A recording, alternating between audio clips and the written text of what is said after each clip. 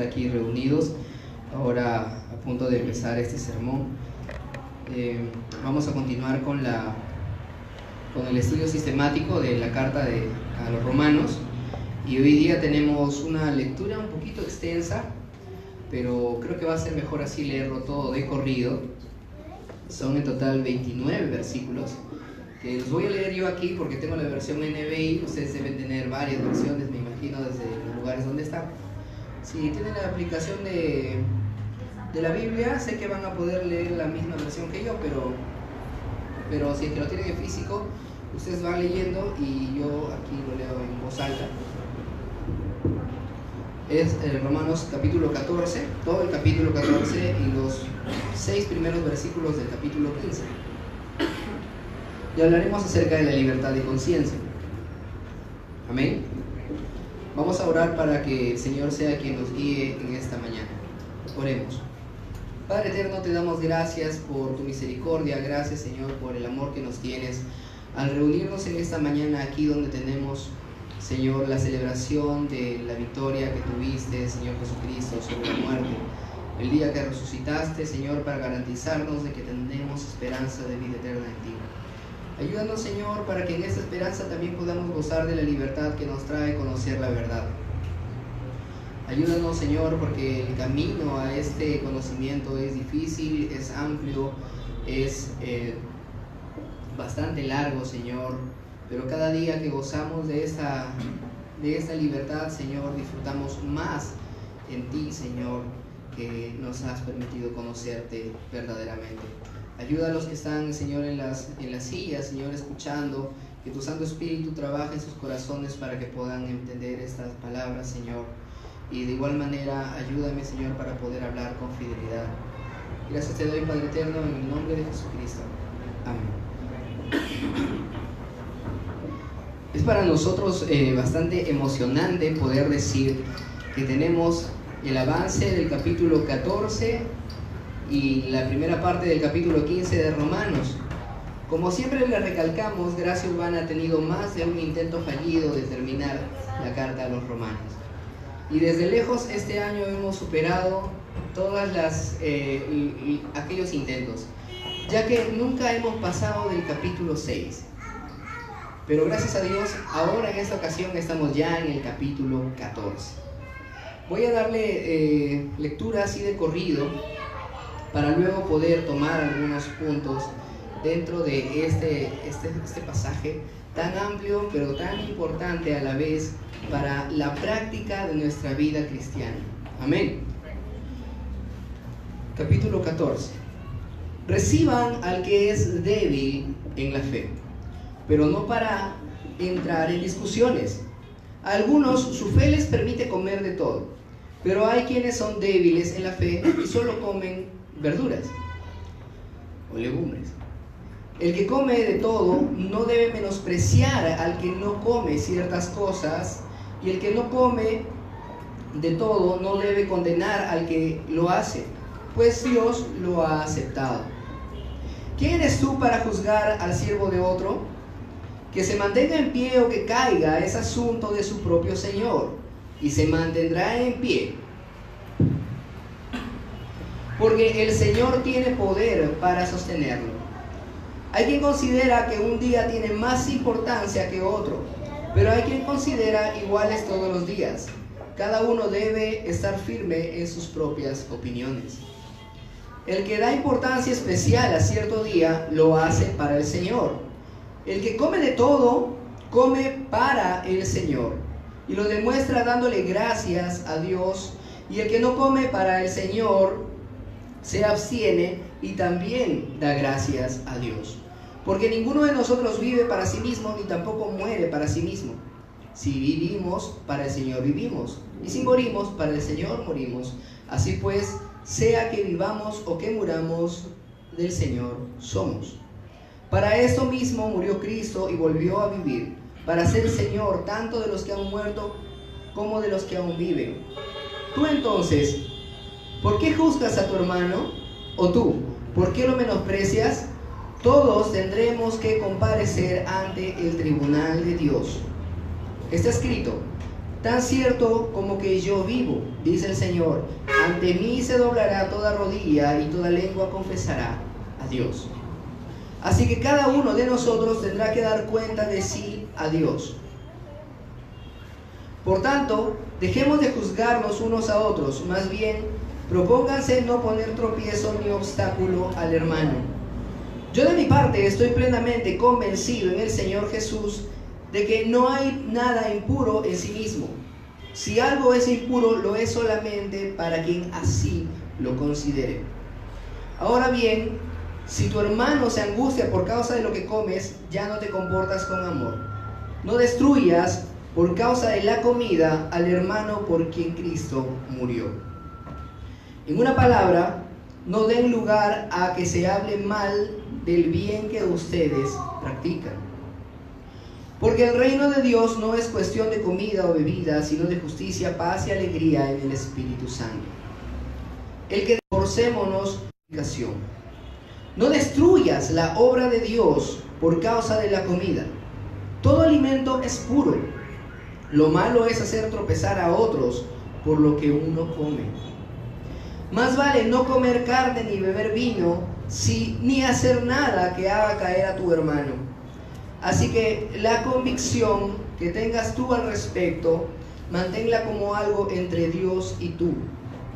Dichoso aquel a quien su conciencia no lo acusa por lo que hace, pero el que tiene dudas en cuanto a lo que come se condena, porque no lo hace por convicción, y todo lo que no se hace por convicción es pecado. En algunas de sus versiones dice todo lo que no procede de fe es pecado. Capítulo 15. Los fuertes en la fe debemos apoyar a los débiles en vez de hacer lo que nos agrada. Cada uno debe agradar al prójimo para su bien, con el fin de edificarlo.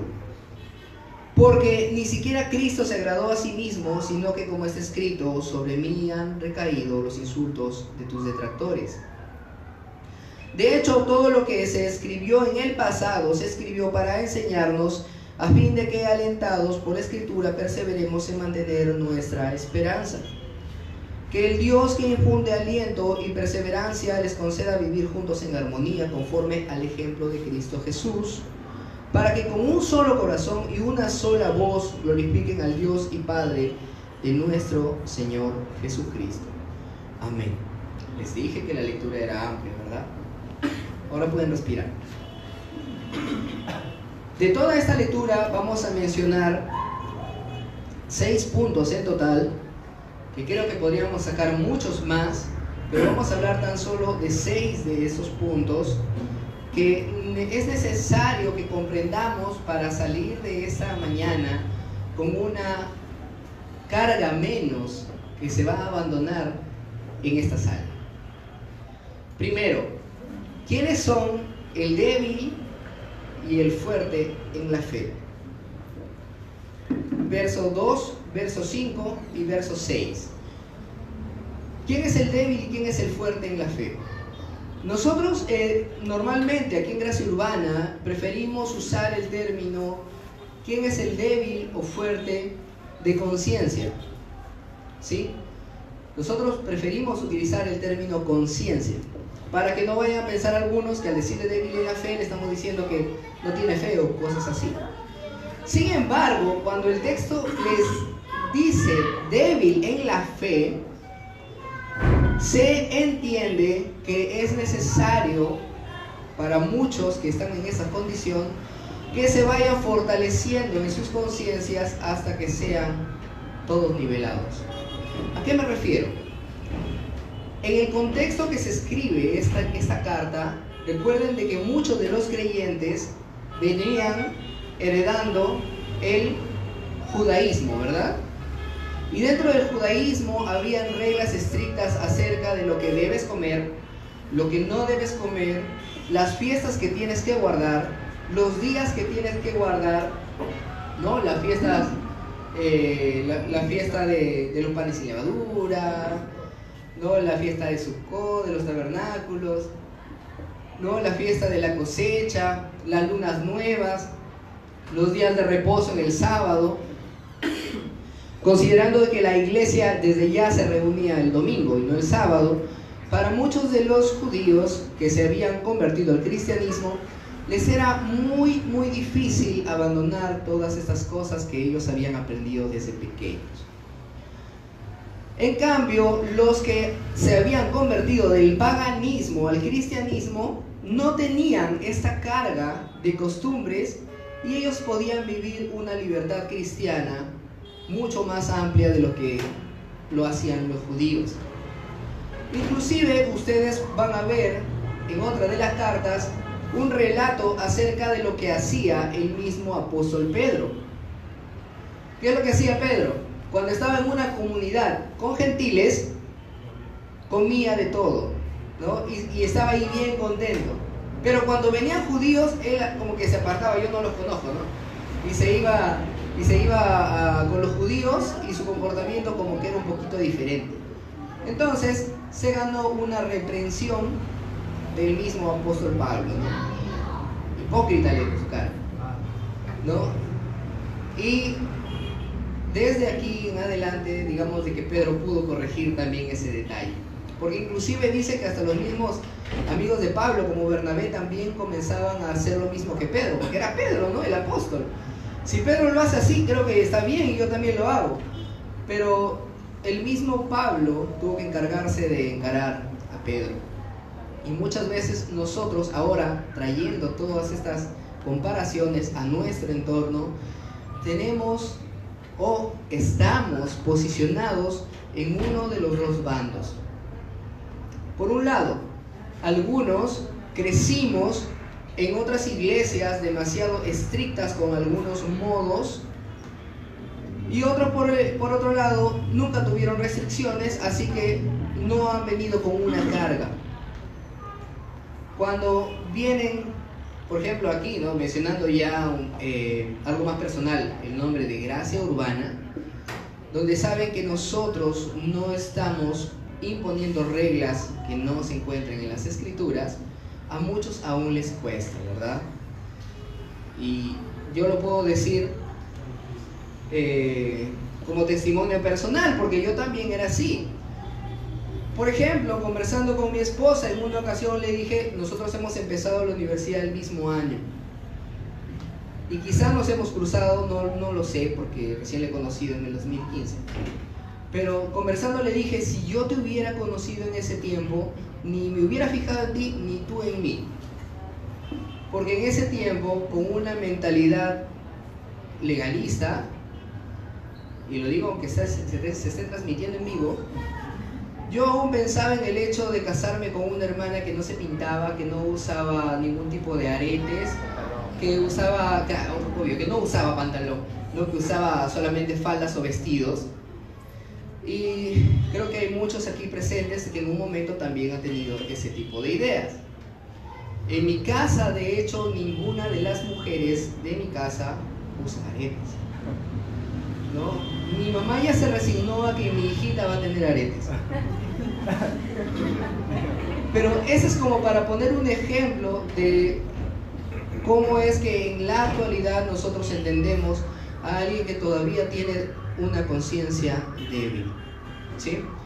Alguien que de repente, imagínense que ha sido adventista toda su vida, se convierte al cristianismo y aún así sigue siendo vegano o vegetariano, ¿no? Porque así se ha acostumbrado, ese es su estilo de vida, ¿no? Y ahora viene con nosotros y nosotros comemos así un filete de cerdo, ¿no? Con toda libertad, ¿no? Creo que ya estamos entendiendo cuál es la idea de quién está en el lado de los débiles de conciencia. Esto incluye inclusive también la música en nuestro tiempo. Si viniéramos a nuestro contexto, también incluye la música, ¿sí? En un tiempo los que solamente escuchábamos música que sea cristiana, porque si no era pecado y nos estábamos contaminando, ¿sí? Yo también salí de ese extremo, así que no se sientan mal si todavía están ahí. Pero cuando hablamos ya de quién es el fuerte de conciencia, es el que sabe que puede hacer de todo lo que esté amparado en las escrituras para la gloria de Dios, ¿sí? Y esto inclusive, que es la parte más fuerte, es el aspecto del consumo de alcohol. ¿Por qué? Hubo un momento en el que también yo pensaba de que no podía consumir ni siquiera una sola gota de alcohol, ni una sola. No tanto así que hacía Santa Cena con jugo de uva. Sin embargo, cuando tú te vas a las escrituras te das cuenta de que las fiestas judías era vino, no era jugo de uva, era vino. Por eso es que los que han tomado la Santa Cena hoy día, y si algunos lo han hecho por primera vez, se han dado cuenta de que nosotros celebramos la Santa Cena con vino, ¿no es así? Porque sabemos de que no es pecado si tú tomas una copa, y sé que esto es fuerte para muchos, pero eso no significa que te vayas ahora al otro extremo del libertinaje, donde te vayas a embriagar, ¿no? Consumas sustancias que van a destruir el cuerpo que el Señor ha comprado con su sangre, ¿no? Y de que hagas todas las cosas porque piensas que todo te es lícito. Así que hay que advertir que ser fuerte de conciencia no significa que te mandes al libertinaje tampoco, ¿sí? El que es fuerte de conciencia sabe que puede disfrutarse de un filete de cerdo sin preocuparse. Cuando comes tu pollo a la brasa y sabes que igual te está dañando por el colesterol, no te sientes en pecado, ¿verdad? Pero lo haces con libertad. Puedes tomar una copa de vino para que baje la cena, para que asiente, pero eso no significa que te vas a embriagar, porque el embriagarte sí es condenado por las Escrituras, ¿sí? Sobre todo cuando lo has cogido hasta de costumbre, lo que significa que sigues siendo esclavo del pecado, ¿sí? Hay que recalcar y poner nuestros parámetros bien firmes. Ahora, no es una acusa a los débiles, ni tampoco una defensa a los fuertes, sino más bien es especificar qué es un débil de conciencia y qué es un fuerte de conciencia, para poder entrar al segundo punto, al que le he puesto: la intención es mayor pecado que el acto mismo. ¿Qué significa esto? La intención es un mayor pecado que el acto mismo. Vamos a desglosar dos puntos de este. El primero es atentar contra la conciencia de tu hermano. Verso 15. Ahora bien, si tu hermano se angustia por causa de lo que comes, ya no te comportas con amor. No destruyas por causa de la comida al hermano por quien Cristo murió. Si tú sabes que un hermano que ha venido de costumbres adventistas y ahora está en el cristianismo, lo invitas a tu casa y agarras y pones así un cerdo de esos lechones con la manzana en la boca, así, ¡pum!, lo pones en el centro de la mesa. Exacto, dice así, para que aprenda. Hacer eso es un mayor pecado que el hecho de que tú puedas cometer un pecado en sí mismo. ¿Por qué? Porque lo has traído únicamente para ofenderlo. Y estás atentando contra la integridad de ese hermano que todavía no ha sido fortalecido en su conciencia. Si el Señor le permite, en algún momento él comerá cerdo. Pero si no lo hace, nosotros, como si te consideras como fuerte en la fe o fuerte de conciencia, no tienes por qué intentar destruirlo, porque esa no es la intención de la iglesia, y la intención la vamos a ver después. Así que si nosotros tenemos la plena conciencia de que podemos escuchar música que no es únicamente sacramentalista, y hacemos una fiesta, pones de ese tipo de música y comienzas a invitar a hermanos que sabes que solamente están acostumbrados a escuchar coros porque les ofende el otro tipo de música, y los traes a sabiendas, o los tienes en medio y lo pones a sabiendas, también estás atentando contra la conciencia de tu hermano. Y ese es un pecado mucho más grave que el hecho de que si la música fuera pecado en realidad, escuchar la música. Así que más que defender al fuerte de conciencia, es necesario recordar que si eres un fuerte de conciencia, no te da derecho a atentar contra la conciencia de tu hermano débil. Amén. Pero el segundo punto, que es muy parecido pero desde el otro extremo, que es que no puedes tampoco atentar contra tu propia conciencia. Hay muchos que todavía son débiles, y yo en su momento también, por ejemplo, respecto a que si puedes o no puedes tomar una copa de vino. Hay muchos que todavía en su conciencia les acusa el hecho de que puedan o no puedan hacerlo. Y entonces tú agarras y dices, no, yo tengo que romper eso, y me tomo una copa de vino, y luego te sientes recontra culpable por lo que has hecho, porque todavía no estás fuerte. Estás atentando contra tu propia conciencia, y eso también es pecado. Y tú me vas a decir, pero ¿por qué es pecado si me estás diciendo de que tengo que ser fuerte? Estás pecando porque, como dicen en las versiones de traducción formal, todo lo que no procede de fe es pecado. Así que cuando tú hagas algo, tienes que hacerlo con plena convicción de que estás haciendo lo correcto. Si no, no lo hagas. Si todavía te acusa tu mente en cierta comida, no la comas. Si todavía te acusa tu conciencia respecto a música, no escuches.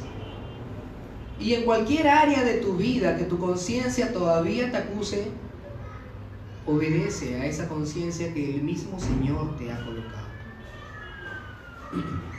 Ir en contra de tu conciencia es un pecado tan grave como el destruir la conciencia de tu hermano débil si es que eres fuerte. Así que, hermanos, no lo hagan. Ahora, ¿qué pasa? ¿Qué pasa si más bien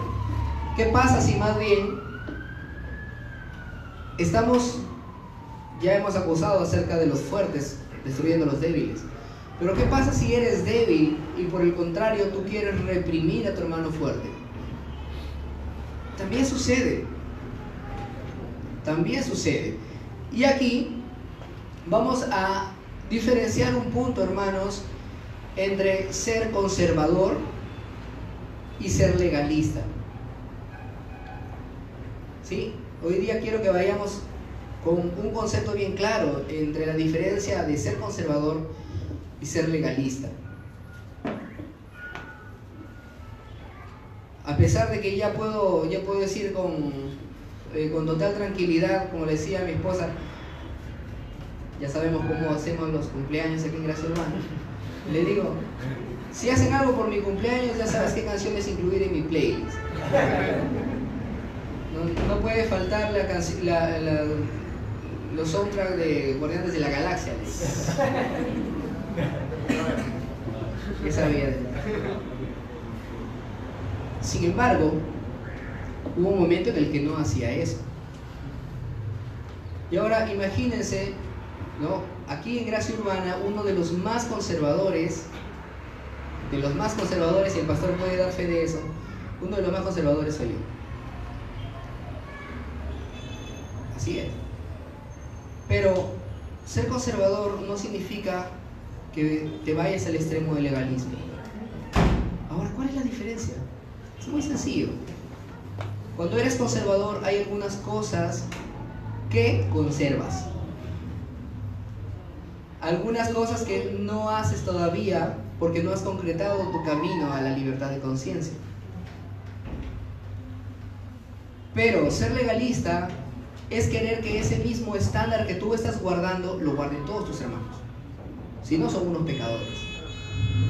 Y entonces ya te estás yendo al extremo legalista. ¿Por qué? Yo no escucho música mundana y lo pones en el grupo de Gracia Urbana todavía. No, esa música es del diablo. queriendo hacer que todos tus hermanos que ya son fuertes de conciencia se limiten a hacer lo mismo que tú, porque todavía eres débil.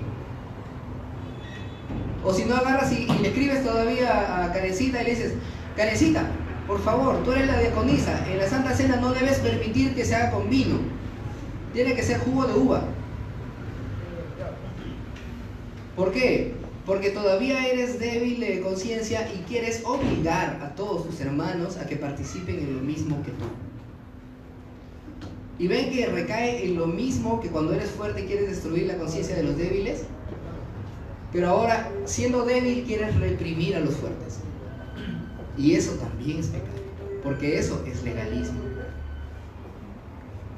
Y hay que entender eso. Hay muchos de nosotros que todavía somos conservadores, y algunos más conservadores que otros.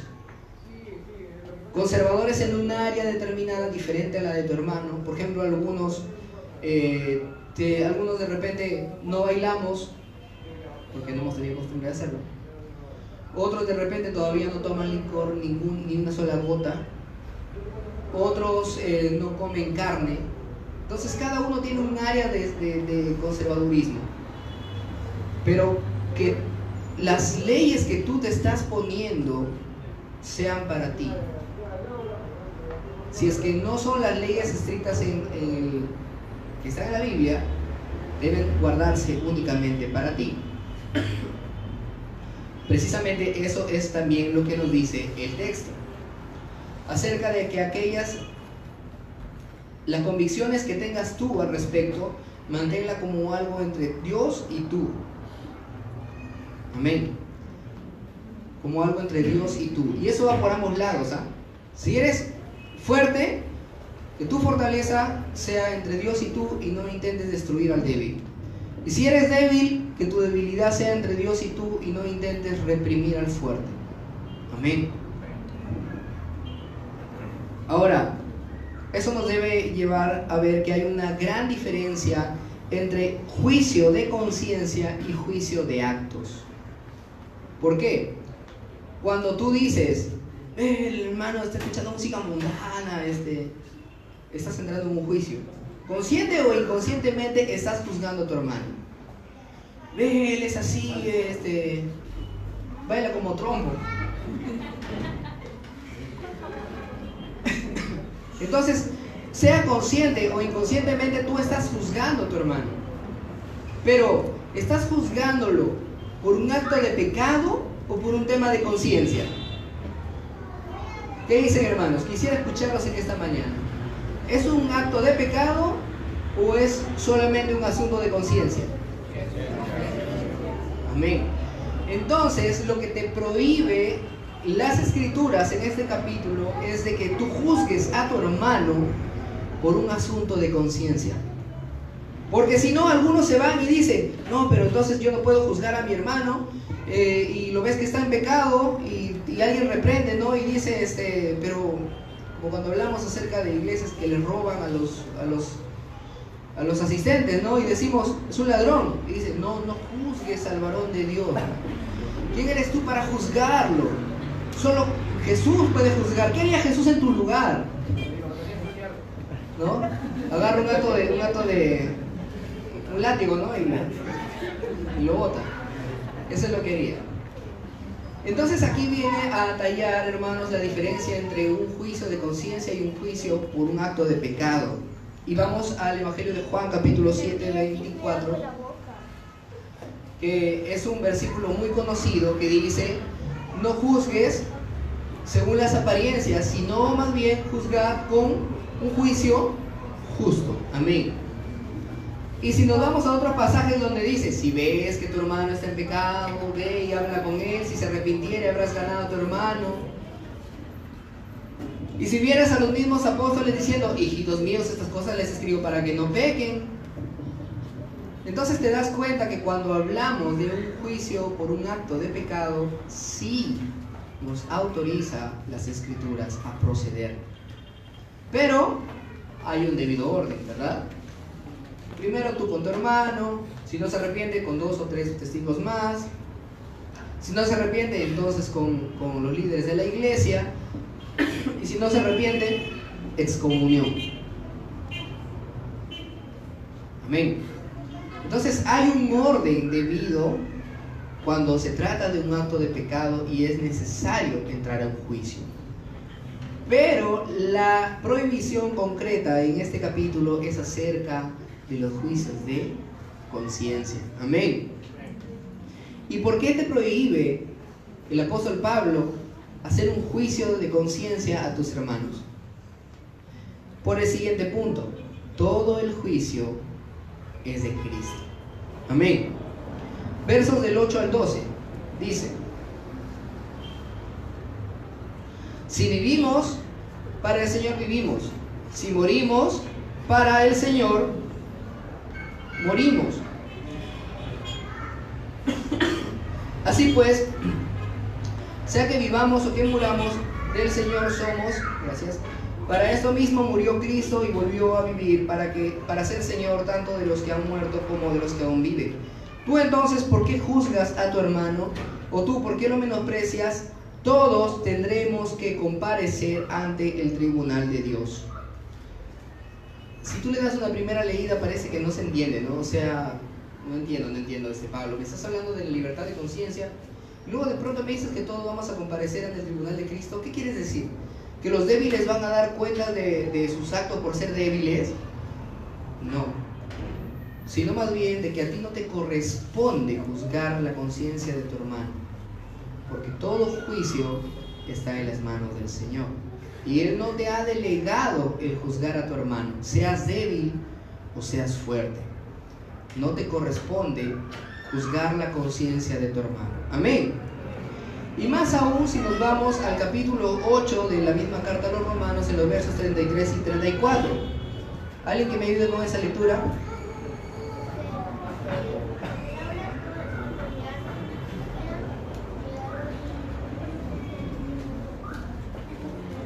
Mavi. 3, 3 y 4. ¿Quién acusará a los escogidos de Dios? Dios es el que nos condenó. ¿Quién es el que condenará? Cristo es el que murió, más aún el que también resucitó, el que además está a la diestra de Dios, el que también intercede. Amén. Si nosotros en este caso no estamos hablando de mundanos, ¿verdad? No estamos hablando de personas que no han nacido de nuevo. ¿De quiénes estamos hablando? De nuestros hermanos. Amén. ¿Y qué es lo que dice en esos versículos que ha leído Mavi? ¿Quién es el que va a acusar? ¿Dios dice? Nadie, porque Dios es el que justifica. Entonces, si el mismo libro, la misma carta, a los romanos te dice que puedes estar seguro en las manos de Cristo porque no hay nada ni nadie que te pueda separar del amor de Dios que es en Cristo Jesús, y el mismo Dios te justifica en lugar de condenarte, y el mismo Cristo intercede por ti en lugar de condenarte, entonces, ¿quiénes somos nosotros para juzgar y condenar a nuestros hermanos? Porque si tú, por un acto que hace tu hermano, tú dices, eso es un mundano, a no ser que sea de bromas, no sé, que a veces lo hacemos de broma, pero si lo haces con una seriedad, ¿no? Lo dices de verdad. Dices, mi hermano, este parte es un mundano, dices. ¿Sabes qué significa que le digas que es mundano? Significa que tú lo estás excomulgando de la iglesia, que estás diciendo que Cristo no murió por él, y que si él muriera, ¿a dónde se iría? Condenación eterna, ¿verdad? Porque tú lo estás expulsando del cuerpo de Cristo si le dices a tu hermano mundano. Eso es lo que está pasando. Por eso mismo es de que tenemos que estar preparados en este tema de la fortaleza de conciencia, porque esto es algo que nos va a llevar toda la vida, hermanos. ¿Y por qué? Porque el fin, y este es el quinto punto, el fin que busca el cuerpo de Cristo. Ya hemos visto el fin principal de cada ser humano, ¿no? ¿Cuál es? Deberían decirlo en coro. ¿Cuál es el fin principal del hombre? Amén. De glorificar a Dios y disfrutar de Él para siempre. Pregunta número 1 del Catecismo Menor de Westminster. Es la 1, así que tienen que sabérselo sí o sí. Ahora, ese es el fin de cada hombre. ¿Y cuál será la finalidad del cuerpo de Cristo? Vamos a leer desde el verso 17 al 19 y del 1 y 2 del 15. Porque el reino de Dios no es cuestión de comidas o bebidas, sino de justicia, paz y alegría en el Espíritu Santo. El que de esta manera sirve a Cristo agrada a Dios y es aprobado por sus semejantes.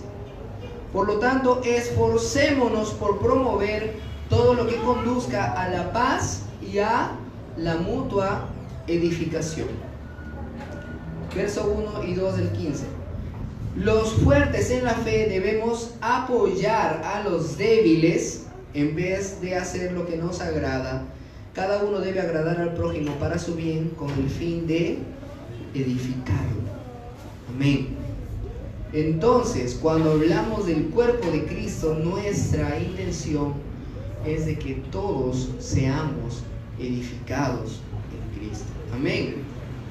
Y si tú dices o haces algo que puede destruir a tu hermano, entonces estás pecando, porque esa no es la finalidad. Amén.